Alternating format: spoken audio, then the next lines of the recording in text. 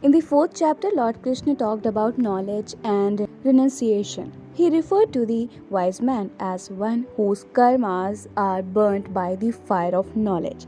He glorified the wise man as one who is free from possession, whose only activity is the maintenance of the body, and who is happy with anything that comes due to prarabdha karma. Hello and welcome to my channel. We are reading Bhagwatgeeta during the time of Pitru Paksh, and today we are reading chapter 5, Sannyas Yoga. So let's continue. Evidently, these are the signs of a monk. At the same time, Krishna concludes the chapter by advising Arjun to take to action. Naturally, Arjun is not able to reconcile Krishna's various statements. In fact, secluded life and active life are only two lifestyles.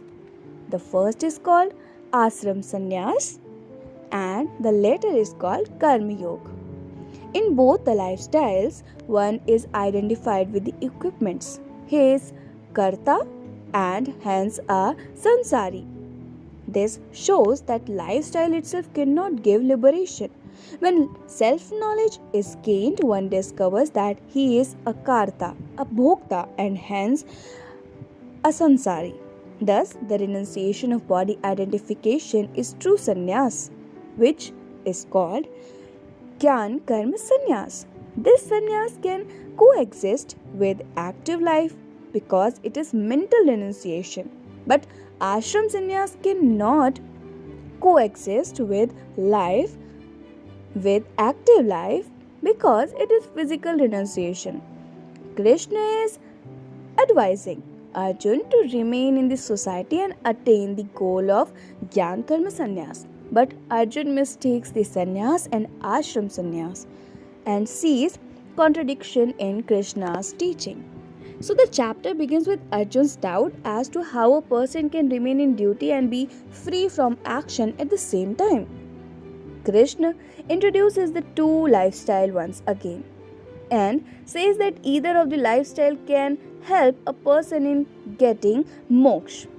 What is necessary in both lifestyle is a relative freedom from rag and dvesh, which is an important condition for self-knowledge. Of these two, Krishna recommends active life as ideal for a common man.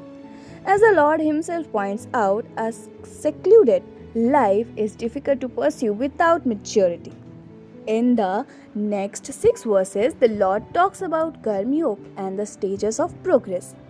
A Karma Yogi dedicates all his physical and mental actions to the Lord without concern for the result. Because of this attitude, the results do not cause any reactions in his mind. Gradually, he develops self-control and ultimately discovers his true nature, which is the same in all beings.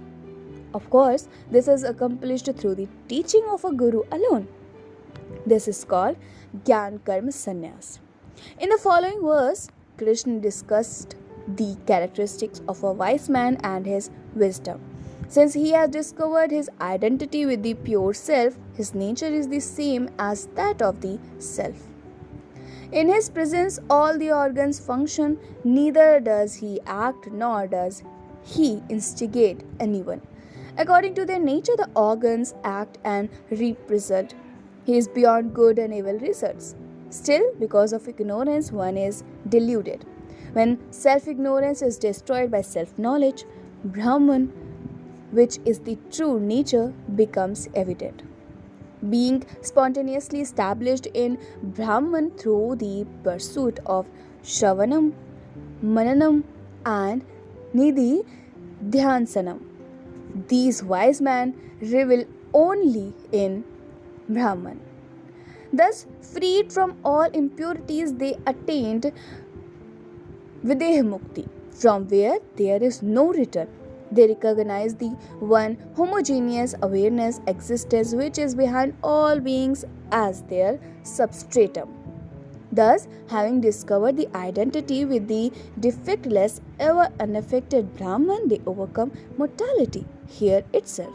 Though prarabdha Prarabdha brings favorable and unfavorable situations. These spontaneous, delusion free wise men are neither elated nor depressed. Detached from the world and established in Brahman, they enjoy infinite Anand. In the next two verses, the qualification of Vairagyam is stressed. Unless a seeker gets detached from sensual pleasures, he cannot attain infinite Anand. A discriminative seeker who knows the impermanence of these contact bond pleasures will not indulge in them. And one who can restrain the impulse of calm and growth alone is a man of self control, fit to enjoy life. Now, the Lord talks about Videha Mukti, Jivan Muktas who revel in themselves, who are pure minded, who love all beings, and who have doubtless knowledge of the Atma, attain oneness with Brahman at the fall of the body. Having clarified Arjun's doubt, Krishna gives a brief reference to meditation in the last three verses, which will be discussed elaborately in the next chapter. Though doubtless knowledge can be attained by Shravanam and Mananam, the habitual notion that I am the body does not allow the knowledge to manifest as joy. Hence, one has to assimilate this teaching by dwelling upon it, which is called Nidhi Dhyanasayam. Having removed all sense objects, having withdrawn the sense organs, having regulated the breathing and freed from desire, fear, and anger, one should meditate with a desire from moksha. Such a yogi becomes liberated forever. Knowing the Lord who is receiver of all sacrifices, who is the supreme Lord of all worlds, and who is the friend of all beings, the wise man attains peace. Since the main topic is sannyas, renunciation, this chapter is called Sannyas Yoga. So, this is it for today. I'll read chapter 6, Dhyan Yoga, in my next video. Till then, keep listening beautiful stories and keep smiling.